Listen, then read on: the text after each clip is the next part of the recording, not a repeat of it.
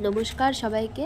আজকে আবার দুটো নতুন রেসিপি নিয়ে, নতুন না পুরাতন রেসিপি, সেটা নিয়ে আপনাদের কাছে চলে এলাম। তো দেখুন, ধনে, জিরে, আদা, শুকনো লঙ্কা, গোলমরিচ সব একখানে বেটে নিয়েছি। আর এদিকে আমি মাছের মাথাগুলো ভেজে তুলে রাখলাম। সোমবারে দিয়ে দিলাম জিরা, তেজপাতা, আর তারপরে টুকরো টুকরো করে রাখা ওলকপি বা শালগমটা দিয়ে ওই বেটে রাখা মশলাটা এর মধ্যে দিয়ে হলুদ লবণ দিয়ে একবারে কষিয়ে নিচ্ছি।